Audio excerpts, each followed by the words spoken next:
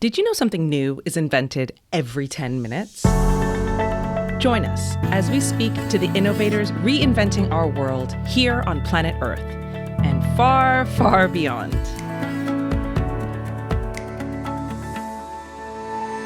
Welcome to GTWN Now, a podcast brought to you by the Global Telecom Women's Network and sponsored by CMS Global. GTWN Now introduces the movers and the makers at the cutting edge of technology who are committed to keeping us all connected. In each episode, we invite a leading expert to share her experience building life-changing inventions in places and spaces that don't yet exist, and the inspiration they must muster to tackle the impossible. We also ask our guests to share tips, tools, and strategies to reach your own moonshot. I'm your host, Rosali Gitau, founder of Bixi FinTech for Women and Global Telecom Women's Network International Board member. Welcome to GTWN Now.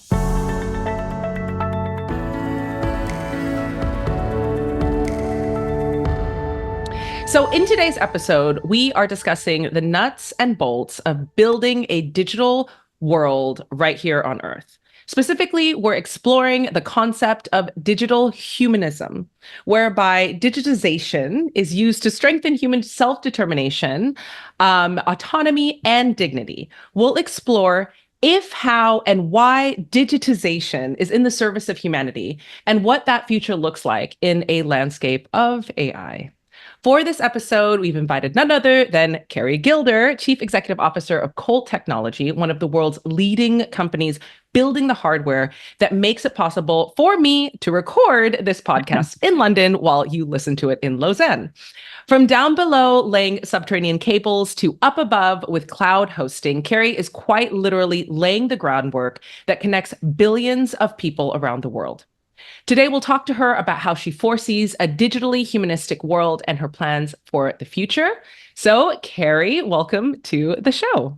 Thank you so much. I'm excited to be here. I'm really excited that you are here and that you've accepted this invitation.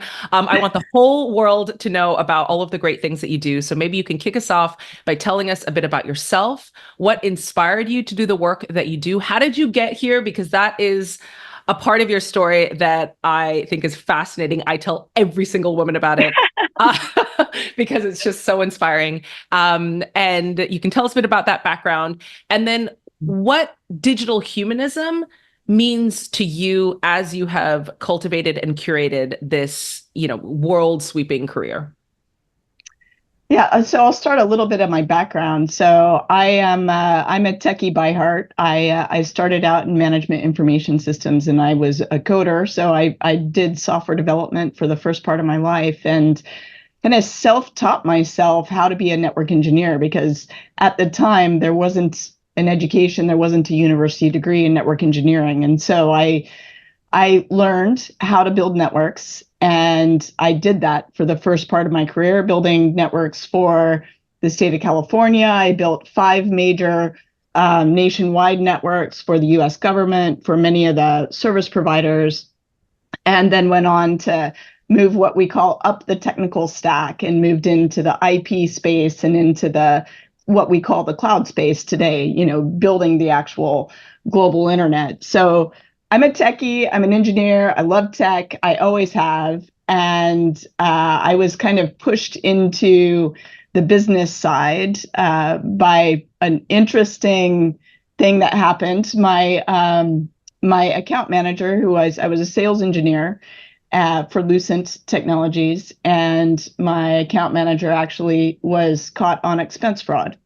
So they said, you know what, Keri, you're doing it anyway, just move into sales. And it was a really scary change, because I didn't see myself as a salesperson. I always saw myself as an engineer. And I moved into it, and that was really the big step, I would say, into understanding business, driving the commercial profile of my career, and then moving up into management. And so over time, long history around building networks as an engineer, or building networks as a vendor on the optical and the IP side for various companies. to ultimately moving over to the UK 11 years ago for a company called Sienna. And I ran Europe, Middle East, and Africa. And that was my first real exposure to global, what I would call global communications, and understanding this humanism that's associated with what I deem the digital universe. And I truly believe it is what connects us all.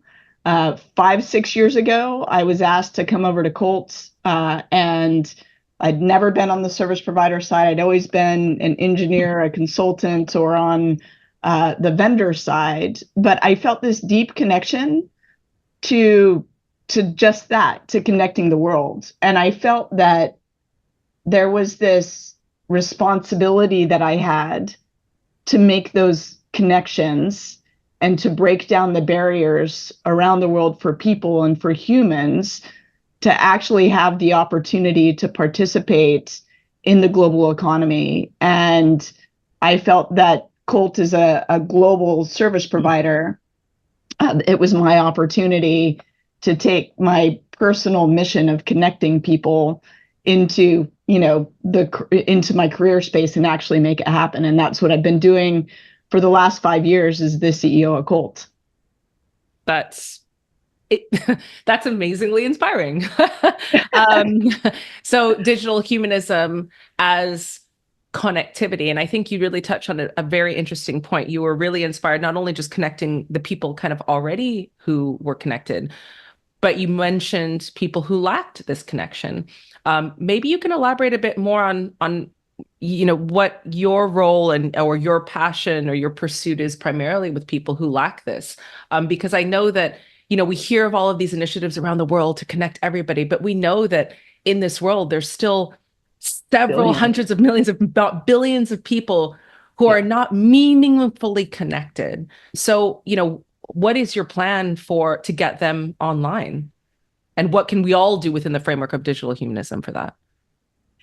Yeah, it's an interesting one, right? Because the technology has advanced significantly in the last decade. And we're starting to actually look at technologies that have existed for a long time, but have made great strides in innovation as far as driving, higher levels of bandwidth and higher levels of connectivity, where some of the barriers existed, like weather, don't exist anymore. And I'm specifically talking about low Earth orbit satellite. And although we don't do that at Colt, we partner heavily with those who do. So whether that's, Starlink or SES or Nvidia or whoever that is, that last mile access that actually enables people to connect on their phone or on their computer, it's key to create the connections and partnerships to make that happen, because no one company or no one government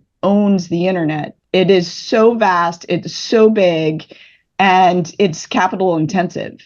And so there's no way that any one entity can own that. So for us, it's around creating those connections with partners around the world to enable that last mile access. In the case of connecting a lot of the folks that aren't connected today in the rural areas of the world, that is satellite.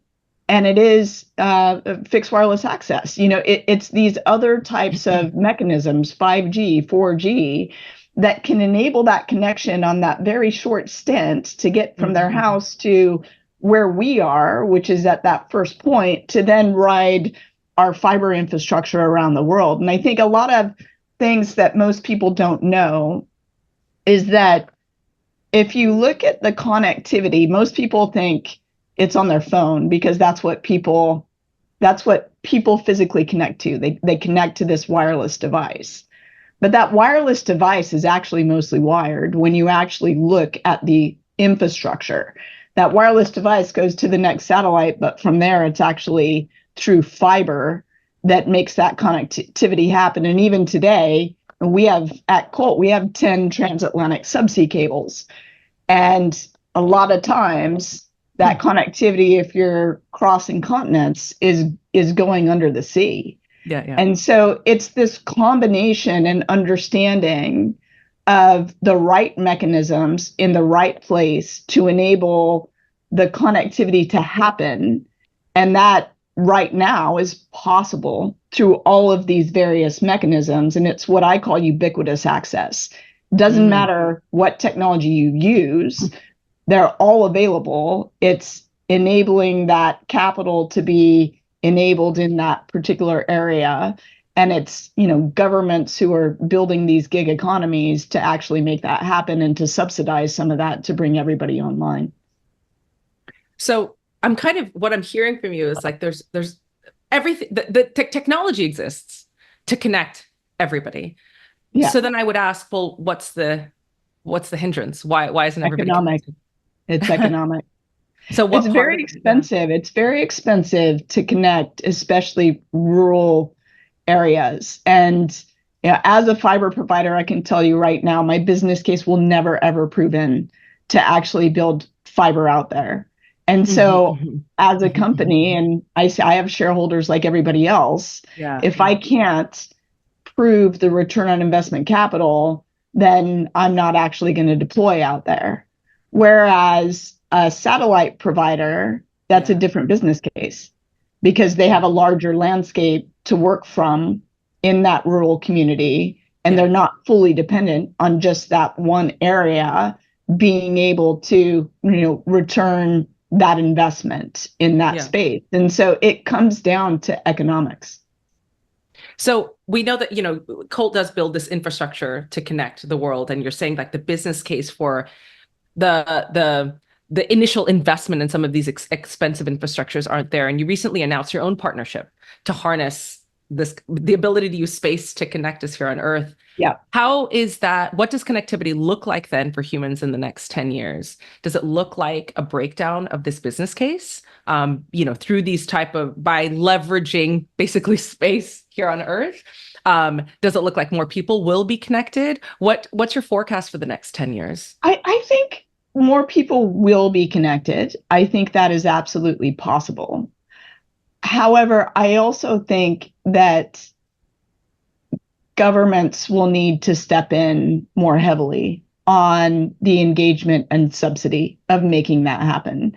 Because if you're dependent upon commercial companies that have shareholders and are trying to drive, quarterly revenues and being held accountable for their earnings and their growth on a quarter by quarter basis, it's not possible to do that without some sort of subsidy. I mean, it's really interesting. If you look at the overall landscape globally for service providers, revenue is on a significant decline.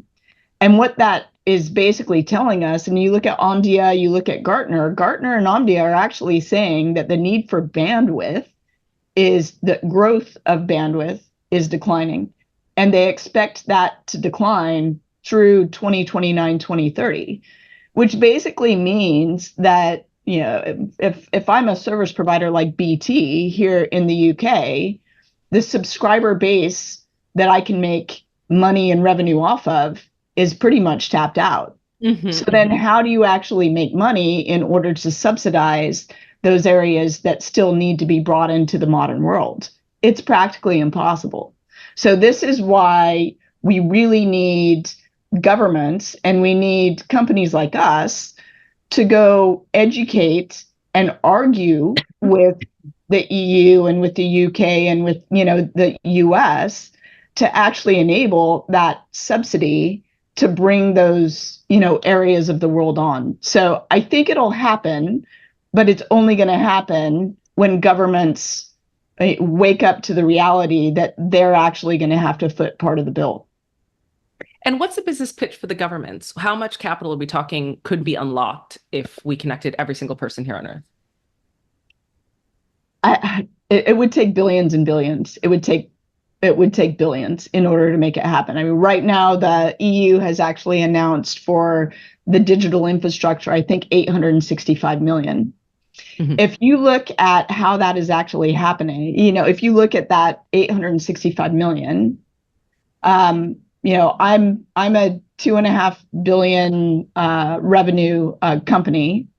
I put around 500 million in capital investment into fiber infrastructure on a per annum basis, and that doesn't do much to Yeah. actually, really cover the ground that you need.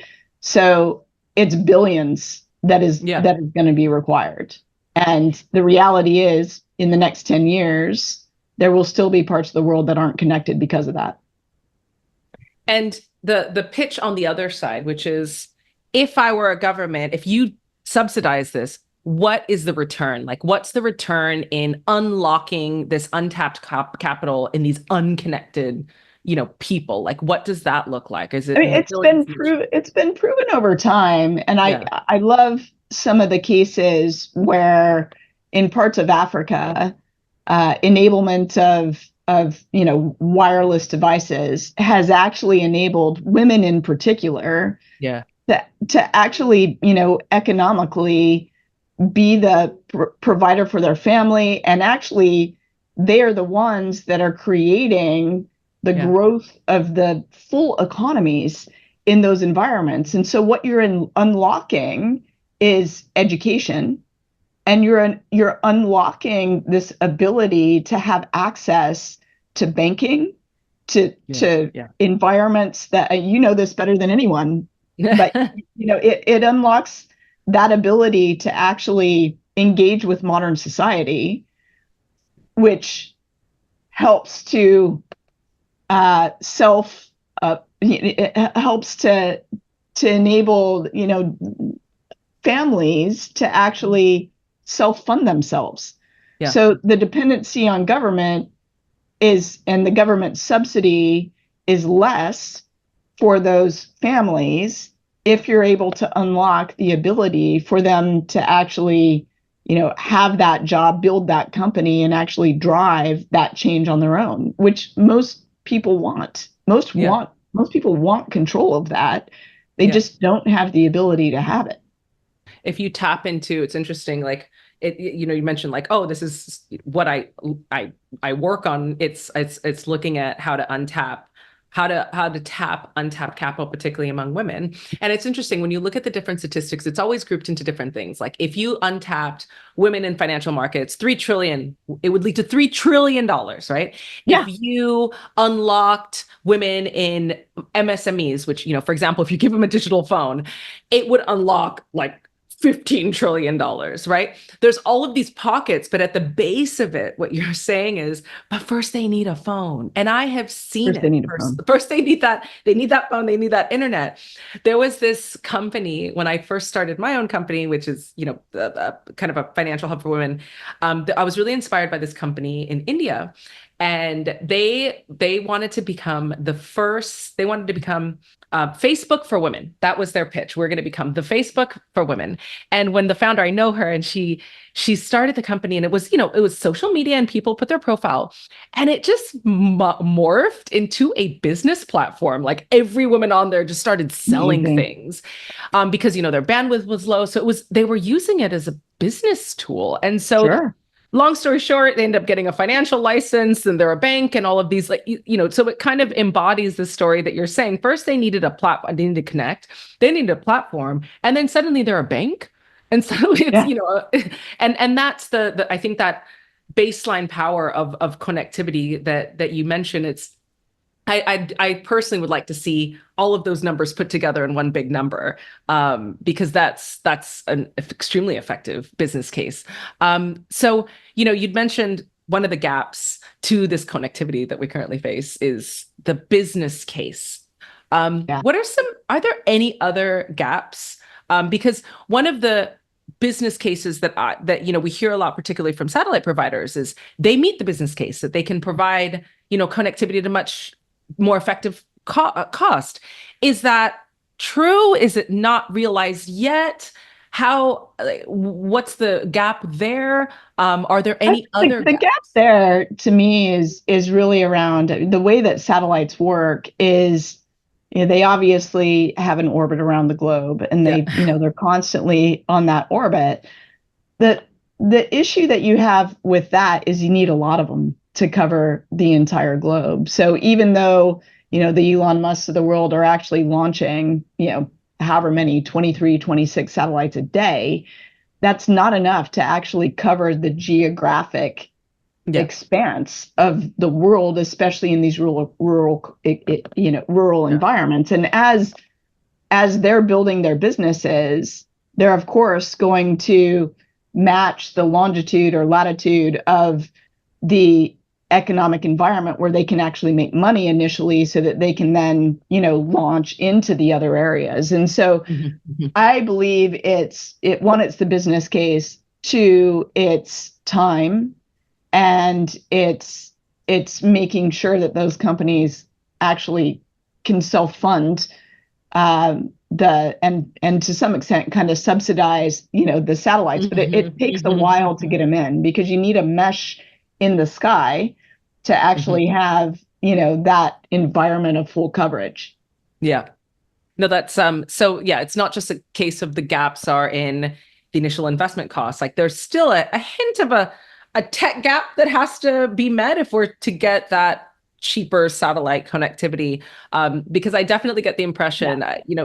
particularly in the Philippines, Starlink is there. A lot of people Yeah. talk about it.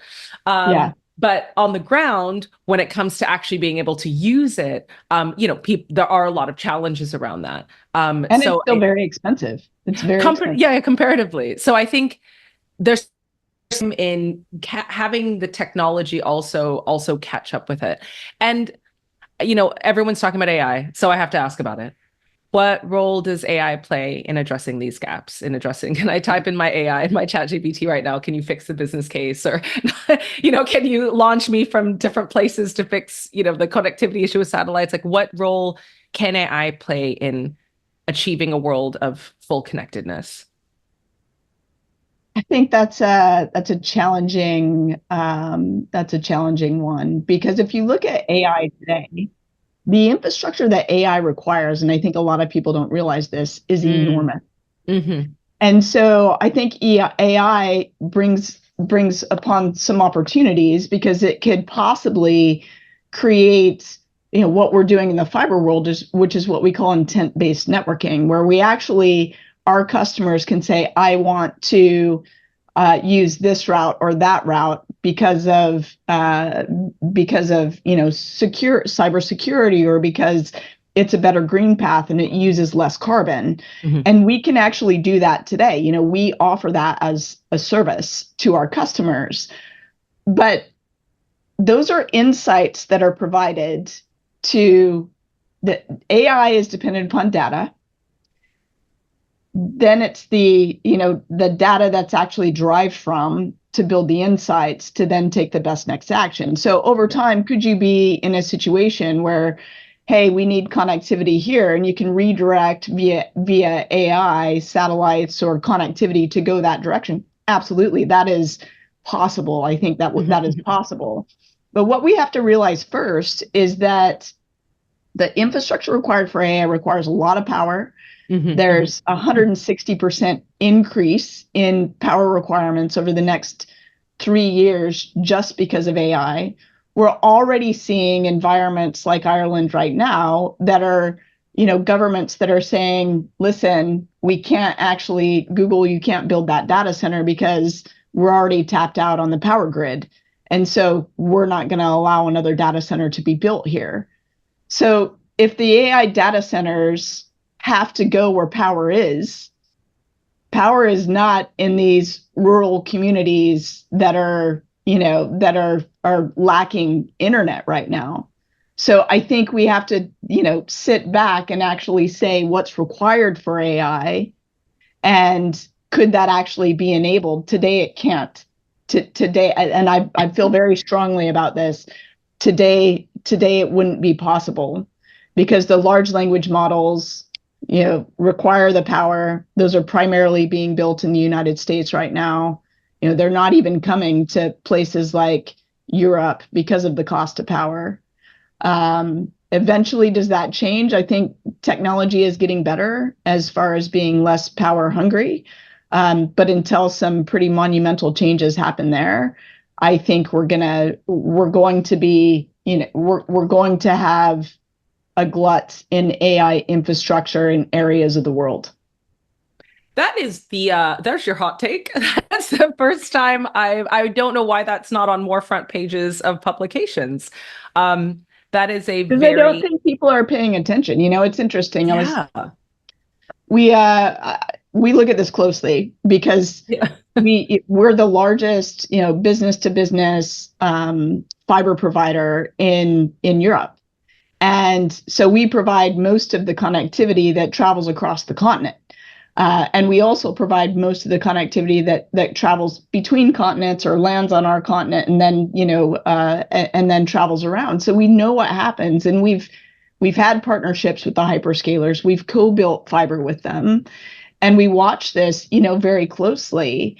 And what we're seeing is that only 4% of the overall AI spend to date, capital to date that's been invested, has actually come to Europe. Only 6% has gone to Asia. So the majority of the money that's associated with AI to date is in the United States. And there's two reasons because of that. One is you have to seek cheap power. Two, you have to have power available in order to build the training, the large language models that are doing the training. And AI doesn't have to live anywhere. It's a technology that can live anywhere. And so that's kind of the look at it. But there's so much hype around AI and there's so much conversation that everybody just thinks, and this is governments included, they just think it's happening where they are because there's so much discussion around it. But if you look at the data and the detail, it's actually not. It's happening primarily in North America. Wow. And is power infinitely available in That's North for America or anywhere for that matter? I feel like this is reminiscent of conversations that was happening when blockchain was kind of peaking, right? Like it yeah. takes a lot of and that conversation has been somewhat sidelined. We know that a number of the centers started moving towards colder climates. Is this a similar conversation? Or are you positing that It's very actually? similar to crypto mining. The Okay. requirements, it's a good parallel actually because it is very, very similar. The amount of power that's required it's enormous. Because if you think about it, the language model is learning, right? So as it's learning, it's Yes. creating more Yes, yes, yes. compute and it's spinning those hard drives. And so as it's doing that, it's just the brain never stops. And if the brain never stops, then the power that it's consuming to actually, do the thinking is going to continue to expand as it learns. And so that's exactly what's happening. I feel like this conversation needs to be happening in conjunction with Yuval Harari. Have you read his latest book, Nexus? I haven't. No, I will check that out for sure. I'm reading it right now, and there's one chapter on the difference between organic and non-organic matter. And in organic matter, no matter what it is, whether it's a human or an apple, it goes through periods of rest and periods of activity. And if there's too much activity, it will collapse and die. Whereas inorganic matter, it never stops, which is what you're Never just stop. describing. It never stops. And at one point, a decision has to be made as to whether the organic activity follows the lead of the inorganic activity or vice versa. And the prime example he uses is like in a stock market. If we start using AI for stock markets used to be organized in a way for organic matter, closed on the weekends, open Yeah. from, 10 to 5, 10 or 9 to 4. And if the AIs never stop, then does that mean we have to kind of follow suit? Really, that's such an It's interesting possible. point. Yeah, and it's such an interesting point that you just, brought up about the cost of energy for all of these endeavors, not just with AI, but when we're looking at, adding AI as AI plus this industry or AI plus this, it's the power required for it. And then it begs the question of, can any of this power, is this power infinitely available, and can any of it be green, or are we once again falling into the same trap of like, no, it's never going to be green? And This is the it's big on my mind right now because Colt is leading, and exactly because of this, about 4 years ago, we made a decision that we were going to be sustainable by design. And we made some big decisions that hadn't been made in our industry in the past of actually not making the business case proven, of ripping out some legacy equipment that actually was taking significant amount of power and space. And we did it proactively, even though the business case didn't make sense, Yeah, from yeah, an yeah, yeah, yeah, economic perspective. What we're seeing now is because we did that, yeah, yeah, yeah, we actually, we're more efficient as a yeah. company because we're not drawing as much power when power is quite expensive. And so that's actually helping in our, in our value proposition now. And it wasn't the intent initially. We just felt that it was the right thing to do. But Mm-hmm, they do go hand in hand. Operational efficiency and being green can mm-hmm. actually map and can go together. The problem that we see now is exactly that, though. There is not enough power. And I think this is why you're seeing certain companies like Microsoft has now announced a partnership, in the United States there around nuclear. And one of I the was just legacy instantly, my mind was going to, does this mean France is suddenly going to become a hub of AI data centers? Things like, yeah, that's where correct. yeah, yeah, Yep, and that's exactly what's happening. And so, you kind of have to put two and two together and start looking at those scenarios, because if AI grows to the predicted level that it's going to grow to, then even in the US, the public grid will not be sufficient. And so then you have to make a choice. Do you actually choose to have heating and electricity and running your stove and have hot water, or do you run your AI platform? And so I think we're going to see a dissection mm, in how governments and more so companies start thinking about power.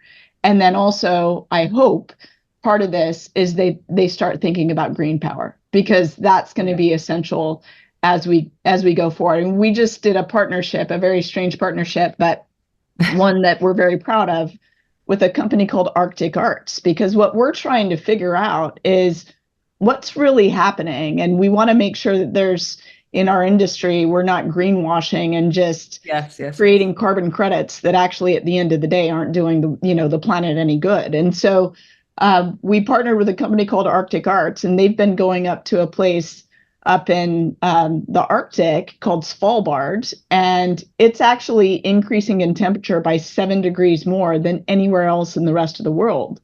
So it's a bit of a canary in a coal mine. And Mm, through their research, through their science, through their beautiful photography, they've been able to come back and say, this is what's happening. mhm, And if you mhm. match that with what's happening in the tech world, in my world, with this, draw for power, this draw for carbon, it's a draw for carbon, right? Because at the end of the day, you're increasing power, which is actually increasing the carbon footprint, in the world. Yeah. Then, it helps you to understand the impact that you're having on the planet as you're making these decisions.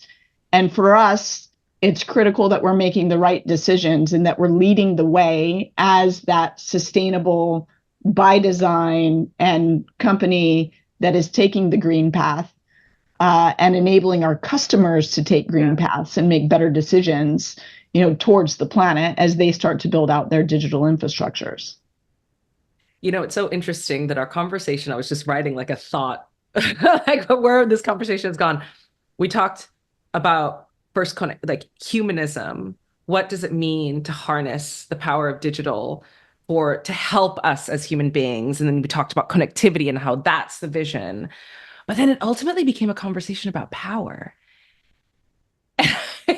And I know that we use the word power in its literal sense, but then Is you were very much evoking about, the stat you mentioned about how AI is only, and this need for power is only happening 2%, 4% in other places.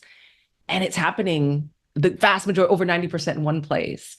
So the literal term for power then becomes the analogous term for power.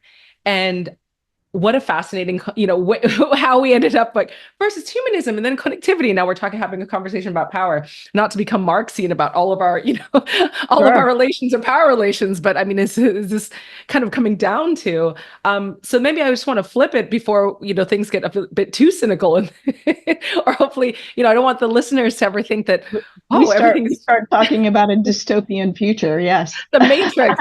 No, no, we're going to spin this all around. Like, how can we, how can we contribute to less of a power struggle in our conversation about digital humanism and more, I think, is more aligned with where you were heading, which is like a more equitable distribution of power, whether it's, equitable connectivity or equitable distribution of the economic impact of that connectivity. How can we get there? Like, what are three things we can actually do individually and collectively to get there? And I'm not talking about, oh, stop using plastic bags, but you have the perspective of an industry leader working in a very large industry. Like, what are three top line things that you would suggest doing today? Speaking to whatever the audience is, be it a government, other companies, COP20, like what do we do today to remedy this power destabilization that threatens to become much wider over the next 10 years? First, I think no one company, no individual is going to solve this problem.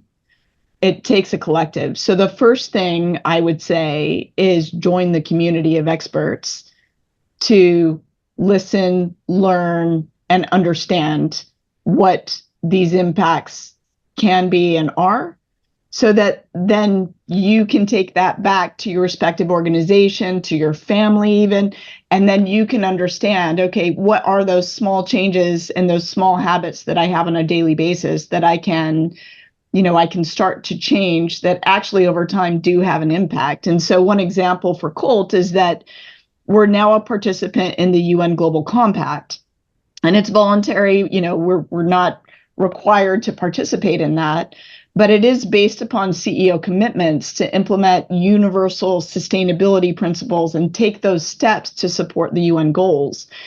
And that community is important. It's connecting the right people together because we all don't have the answers, to learn from each other, to listen from each other, and then be able to take the actions that are appropriate for you, for your company, for your country. And so I think first and foremost, it's, get involved in the community. The second thing I would say is get is you need to open your mind to doing things differently.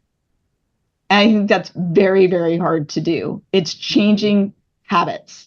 Mm-hmm. And, I did a talk at DTWS TM Forum a couple of years ago, and I talked about the impact of the paper towel and how if we were in the US and we just reduced our usage of a paper towel by one roll a week, that we would actually, almost reduce 30% of the rubbish, and the because that's number one rubbish in the United States. And then, obviously there's an associated carbon impact with that. But you have to think about it, and it's not easy. And so, it's taking the hard path on changing some habits and being willing to do it. It's almost my friend Keri at Arctic Arcs actually said, in order to change, you have to love it.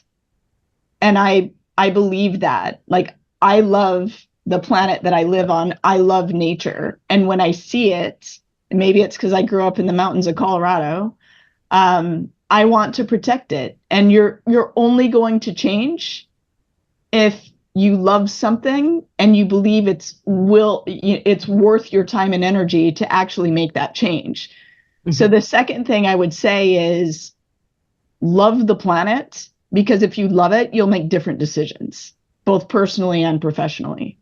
Mm-hmm. So maybe it's not three things, but maybe there's two things that I would say, you need to do. And then the last thing is, at the end of the day, we talked about, humans and the digital world and the effect on it.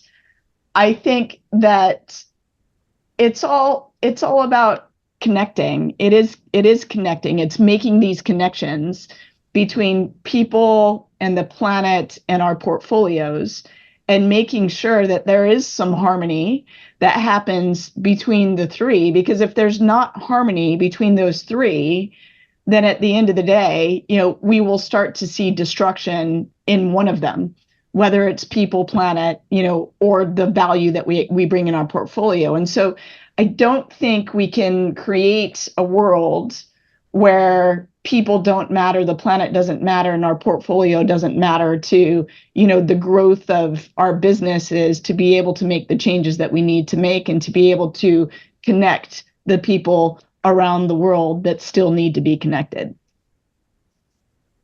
That's a lot to digest, Keri, but those were that very well received. I can see that you've given a lot of thought to this, that you are advocating for it quite passionately.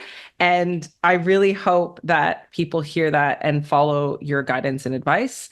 And I personally am getting rid of the paper towels. I'm not kidding. Good. I didn't even think about that. I'm not a big paper towel user, just, so everybody knows I use the tea towel, but occasionally I do. So why not just get rid of it? And there. Yeah. One course of action has changed from this conversation. So you've changed my mind. I love this. In order to change something, you have to love it. It's a tough one. It's a tough one. It's a tough one. A really, really tough one. But yeah, that's definitely.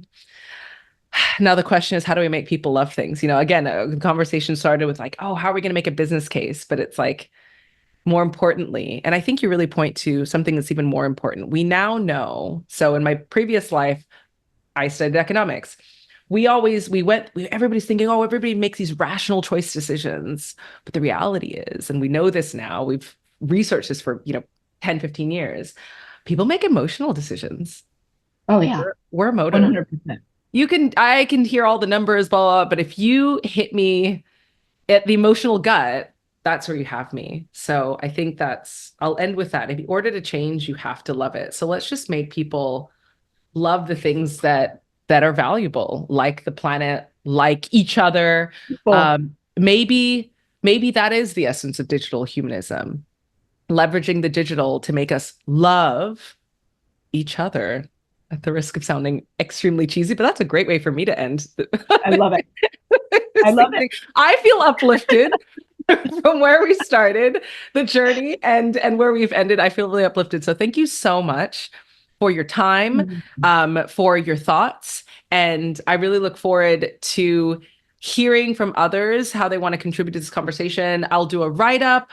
I'll enumerate this advice that you've had and spread it around. So thank you so much again, Keri.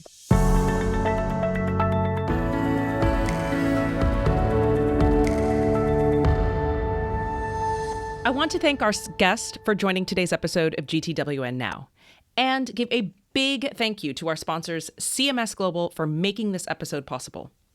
Today's podcast will be available on our website, gtwn.org, Apple Podcasts, Spotify, and wherever else you get your podcasts. Don't forget to hit the subscribe button so you'll be notified when new episodes drop. I'm your host, Rasali Gitau, GTWN International Board Member, wishing you a week of wonder.